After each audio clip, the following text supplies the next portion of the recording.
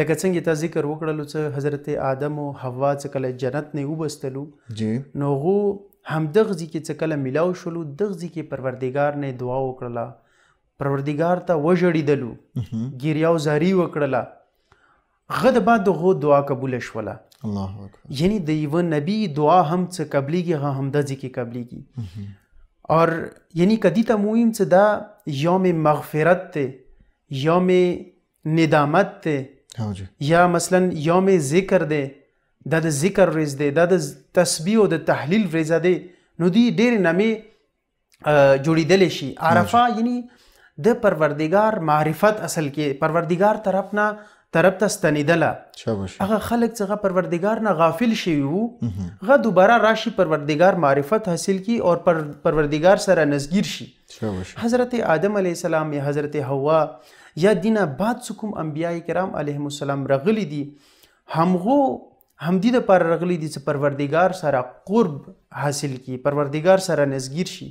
همدا شی چې کله مو ائمه اطهار علیهم السلام په زندگیو کې قسم هغو نه د حضرت امام سید الشهدا زه تذکره کوم چې دا دی ورځې باندې چې کومه دعای عرفه ویلی شي دا حضرت امام سید الشهدا نه دا منقوله دی دغه دعا چې دې کې ډېر عظیم مطالب دي.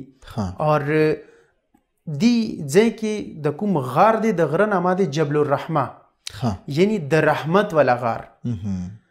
یعنی دا چې کوم مقام عرفات دی دا مکې نه 20 کیلومیټر وریا دی، د ځای کې یو غار غونتی دی، غار نامه جبل الرحمت دی.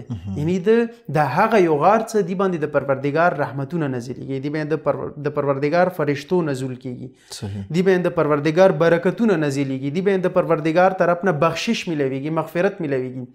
هغه ځای کې چې کله حضرت امام سید الشهدا مقام عرفات ته ځي نو جبل الرحمت سره نزګیره خپله خیمه لګوي. کله خیمه ولګوله نو هغه ټایم کې خیمې نه بار راشي اور ودرېږي، چې ودرېږي خپل لاسونه اوچات کی. اور ناظرینو به لیدلي وي چې دعای عرفه ډېره ستره دی، ټایم په لګي، خو امام حسین علیه السلام سید الشهدا خپل لاسونه پروردګار ته اوچات کړلو اور مسلسل په ولاړې باندې ټوله دعا داسې حالت کې یی چې خلق غه طرف ته متوجه شولو، ګریه او زاری کوي امام سید الشهدا. خلق څه کله متوجه شولو ویې لیدو چې امام لګیا دی ژړا د کوي، امام لګیا دی پروردګار محضر کې د ژړا او فریاد کوي. نو هغه ټایم کې چې هغه سره ارد ګرد کوم کسان وو هغو هم امام سره ودرېدلو اور دې دعا کې شرکت داسې وکړلو چې یو عجیبه غوندې ماحول جوړ شولو. هغه ټایم کې دغه دعا چې کومو خلکو واورېدله بیا خپل کوم راویانو هغو نه د دعا متغه شوله راورسېدله.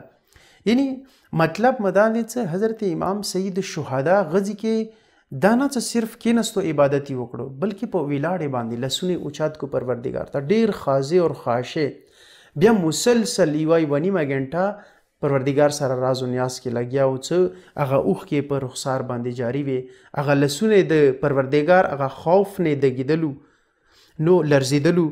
نو دینه پته لګېږي چې کله یو انسان ته پروردګار دغه موقع ویر کړله چې هغه عرفات کې هغه مقدسې ځمکې باندې قدم کېښللو نو پروردګار ډېر کټار ډېر لوی نعمت دې ته ویر کړلو او دې نعمت نه همغسې فایده اوچته کړي لکه څنګه ائمه اطهار علیهم السلام انبیاء کرام علیهم السلام دی جی کې راز و نیاز وکړو پروردګار سره او پروردګار سره هغه خپله رابطه او خپل راز و نیازي برقرار وساتلو.